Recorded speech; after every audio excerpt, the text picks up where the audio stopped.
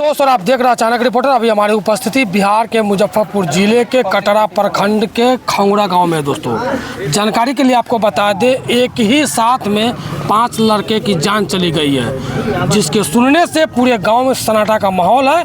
कुछ लोग यहां पहुंचे हुए हैं। आखिर क्या वजह रही होगी मौत की, उस पर हम प्रकाश डालेंगे। आप हमारे साथ बने रहेंगे। आइए नंद जी, क्या कहेंगे? आपके गांव में जो है 1, 2, 3 नहीं, लगभग 5 लोगों की जो है मौत हो गई है। इसकी क्या वजह रही होगी? और वैसे ये भारत है, कानून को ताक पर रख के लगभग लोग चलते हैं, जिसकी वजह होता है लापरवाही के कारण कई लोगों की जान चली जाती है। तो उसी पर हम प्रकाश डालेंगे।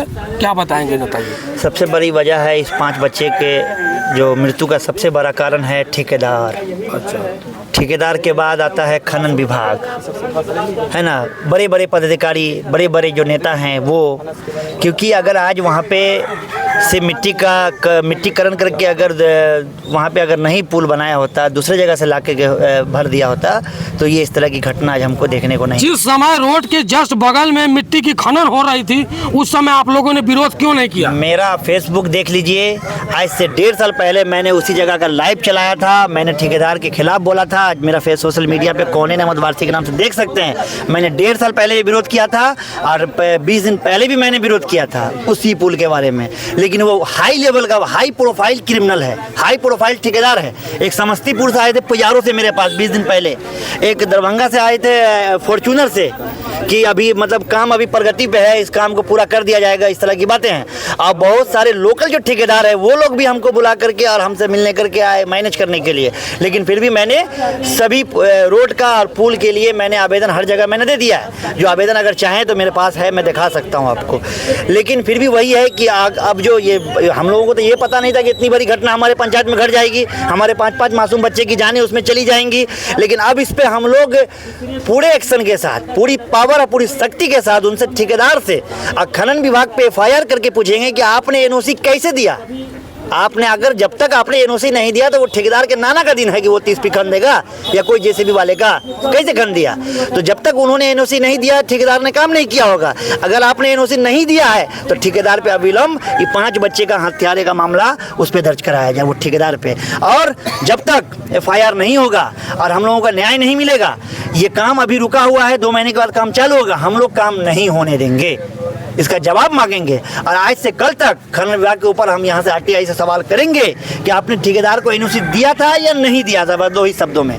अगर नहीं दिया था तो कार्रवाई करें, दिए तो किस कानून और किस अधिकार से आपने उनको NOC दिया कि बगल से ही मट्टी खन दो और रोड को भर दो, पुल को बना दो, ऊंचा कर दो।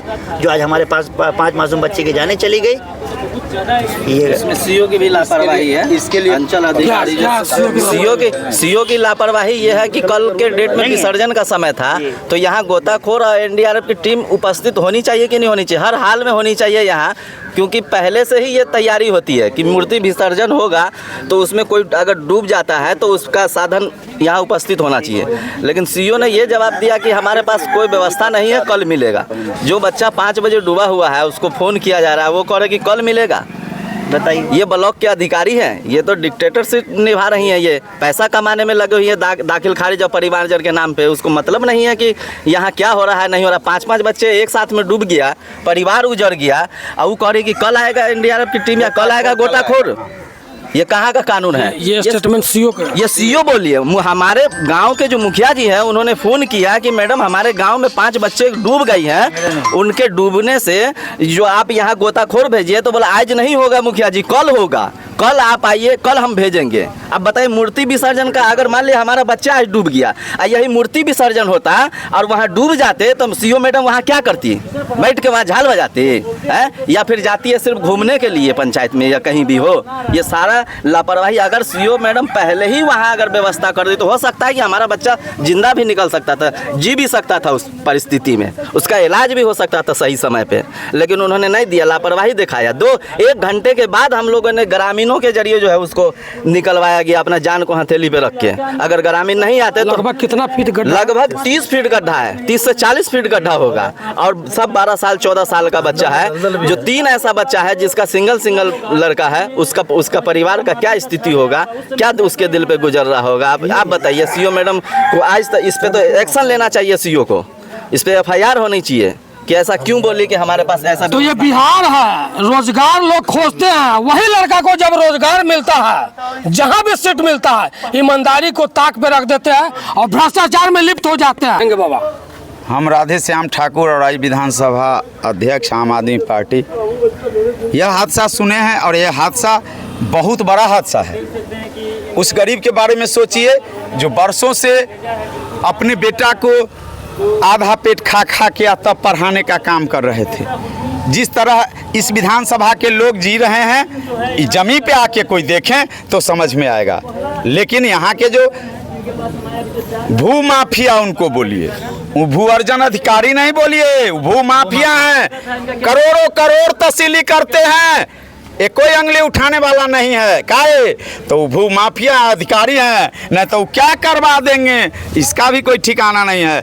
आज उनके लापरवाही के चलते, नयन वारसी सही बोले, उनके लापरवाही के, जिन्होंने रोका था एक बार जाके कि तुम 3 फीट से ज्यादा गड्ढा नहीं कर सकते, तो माफिया इनको फोन करवा के इनको धमकी दबा के, यही बात है ना? जी बिल्कुल।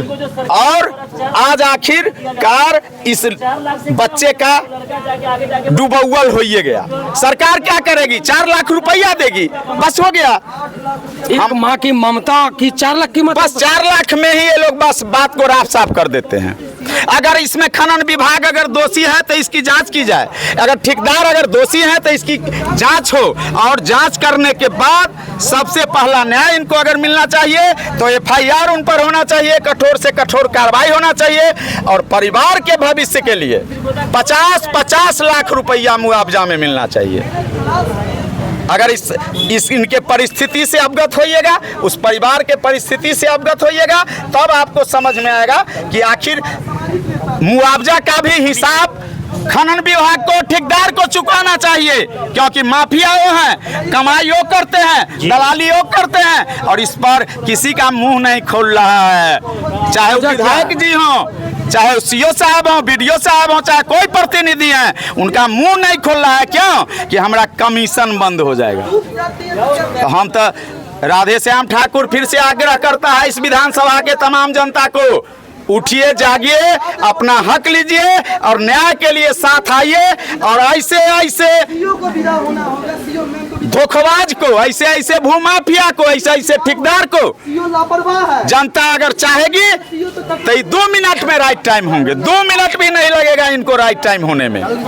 लेकिन आंदोलन होगा और मिट्टी का कार्यक्रम पहले हो जाता है, उसके बाद विचार किया जाएगा कि कब इस पर फिर से हम लोगों को कार्रवाई के लिए विचार करना होगा। वो डेट आपको निर्धारित करके नयन जी उसके बाद आपको बता दिया जाएगा। पहले मिट्टी का कार्यक्रम हो जाता है, इसके बाद अगला जो प्रोग्राम होगा, अगला जो संघर्ष का जो ऐलान होगा, उसके लिए आपको निश्चित रूप से आमंत्रित किया जाएगा।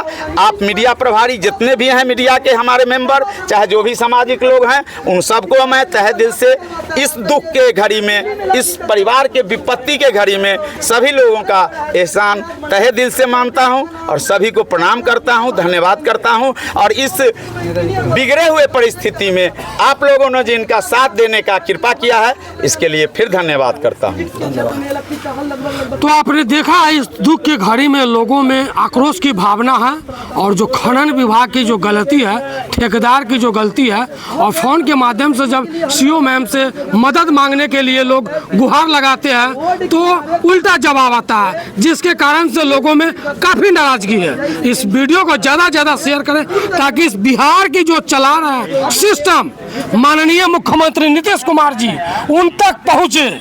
लगातार 20 वर्षों से आप इस बिहार के राजा हैं, और राजा होते हुए भी आपके पास कहीं ना कहीं खबर के माध्यम से सिस्टम पर कई सवाल उठता है। वो तो पहुंचता होगा, लेकिन आपके द्वारा जो कोई प्रतिक्रिया नहीं किया जा रहा, ये शर्म की बात है। जय हिंद, जय भारत।